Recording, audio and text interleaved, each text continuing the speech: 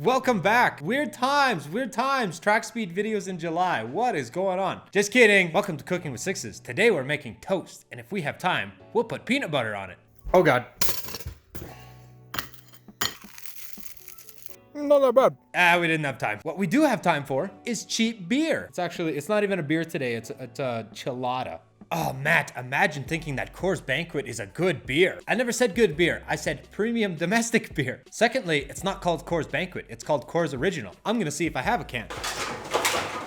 Okay, I don't have a can. I drank it all. I didn't know everyone here was such a beer connoisseur. I didn't know your palate was perfect for beer. You think about that next time you're shoving a Big Mac in your mouth. Yeah, I know I will. Where's Ben? I wish Ben was here. He'll drink room temperature beer. Room temperature boxer, not a problem. All right, what is happening? Why are we doing this video right now? Well, Skidoo and Kat are fighting again. Fighting still, I should say. They've been fighting for the last decade. But that injunction that was talked about just a few months ago, actually just a month back, I think it was, that is taking effect, has taken effect. And if you don't know what I'm talking about, you should click whichever corner that the card shows up in and watch the first video. And now you'll know exactly what we're talking about after you caught up there. So if you haven't seen it, watch that video and then come back here and watch this. Oh, and by the way, anybody can look all this information up. I'm just giving it to you so you don't have to look it up, because there's about 200, actually I think there is 200 bullet points here, and they're all about a paragraph long. It's like a 50-page report, and I'm reading it so you don't have to. It has been almost a decade since this legal deadlock started, and this injunction has finally taken place. It's finally implemented, but only on the Canada side, and that's important to note. We're only talking about Canada here. We're not talking about states, and we're not talking about the rest of the world. This patent dispute only applies in Canada.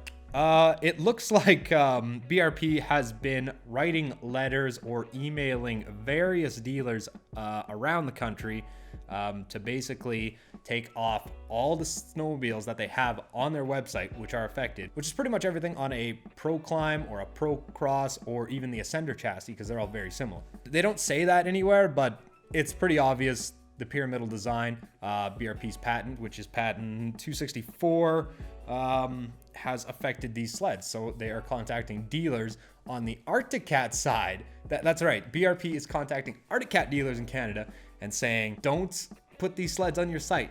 Don't sell them. Don't do anything. And that's a little weird to me, that a different company has to contact you outside the courts. It's not even like the sleds you sell. It's another company telling you you can't sell your snowmobiles. That's a little weird, isn't it? I think that's a little weird. BRP has also been pushing the stop all sales order, telling cat dealers to stop all their sales, which is in the court order anyway. But I guess BRP feels the need just to contact dealers within Canada who are dealing Arctic Cat products. It's kind of a little bit of a power move, but that's what they're doing. It's kind of strange. So BRP's patent, which is patent 264 on their side, this patent actually expires in June 2021. So it's ran its duration for the most part. So that's $3 million worth of damages that Arctic Cat is responsible to paying BRP now.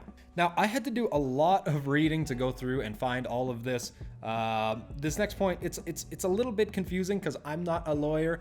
I don't speak legalese, so the way they have it worded, I kept kind of flip-flopping on it, and I was like, okay, so they can sell their 21s. No, they can't. Yes, they can, because what Cat did is mainly pre-orders, and they've been doing that the past couple years. So the only way to get your 2021 was pre-order, and I was trying to decide just by looking at the documentation and stuff here. So it's like, so the pre-orders are safe? It's like, no, that doesn't make sense. The pre-orders can't be safe.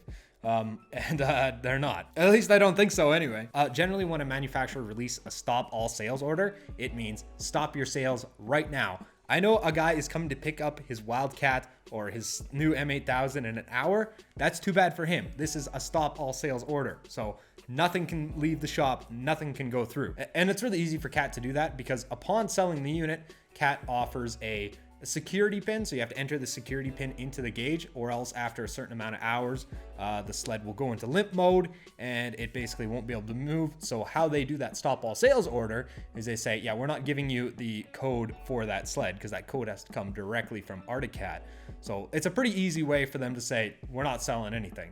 We're not giving you the code to take it off the dealer security, and that's basically it. You're stuck with the sled. Sorry, sale didn't go through. So that's basically what a stop all sales order means.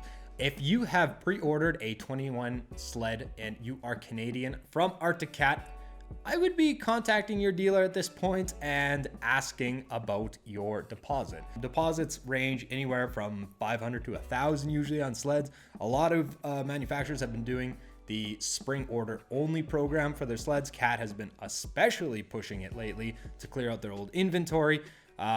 So to get your hands on a sled that isn't even built yet, it won't be built for another 6 months, and you won't get it for another 8 months, you have to put, usually it depends on the dealer, usually it's 500 to 1,000 down on that sled.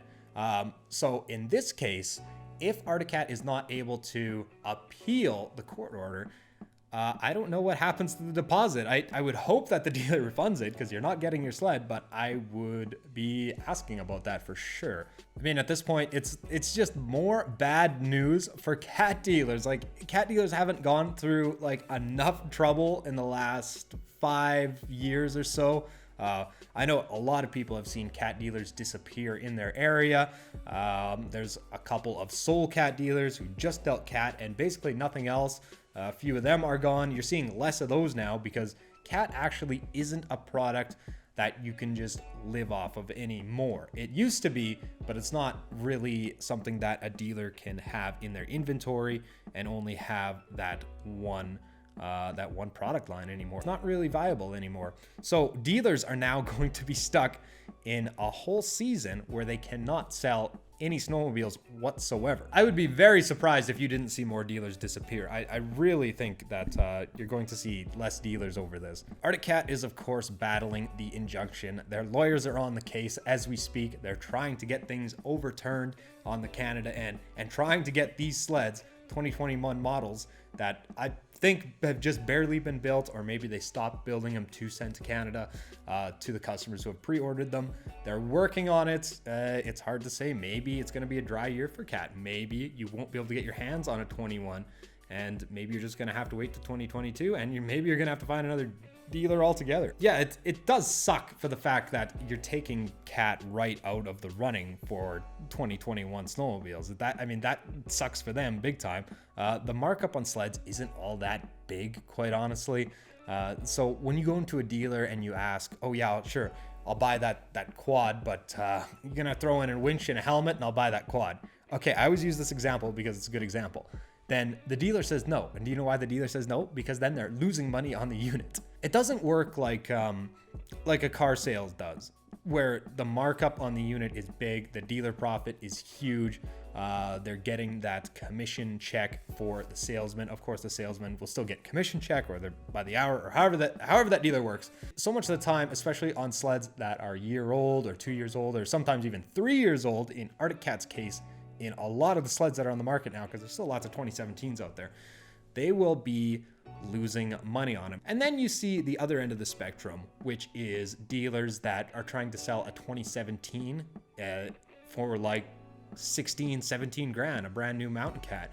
And that's absolutely ridiculous. You can't sell a 3-year-old sled with actually I'll even go back further than that, with almost 10-year-old technology for the same price as like a 21 Cat. Yeah, we are just waiting on Cat now. Cat is simply just trying to work with the lawyers. They're trying to find ways that they can still bring the product into Canada. They're trying to find ways to bring out all these sleds that have already been purchased by people. They're trying to fulfill those spring orders, and it's going to be a rough time trying to do it. You know, if COVID wasn't bad enough, I don't feel bad for the corporation so much. I feel bad for the dealers who are definitely going to be taking a loss and basically taking Cat out completely of the running for the 2021 season. Cat's working on it. Maybe it'll get turned over, maybe it'll get resolved. But if you have a 2021 on order, I would call your dealer and I would quiz them up a little bit and see exactly what they're gonna do. I'll keep watching it. That's all I got for this video. I know it wasn't a whole lot of new stuff, but Cat hasn't been able to reverse that injunction just yet, and I'm not sure if they're going to, because it's already been appealed twice now. So I don't know if it's gonna be able to be appealed again. I don't know if it's going to be something that's going to be able to be turned over that simply. Thanks everybody for watching. Thanks Patreons who helped support the channel. Tons of links down there in the description. Huge thanks to those guys specifically though. Thanks everyone who has subscribed to the channel, and we will see everybody in the next video. Hit that like button down below. It helps a ton. I'm going to shut her down. Thanks everybody. We'll see you in the next video.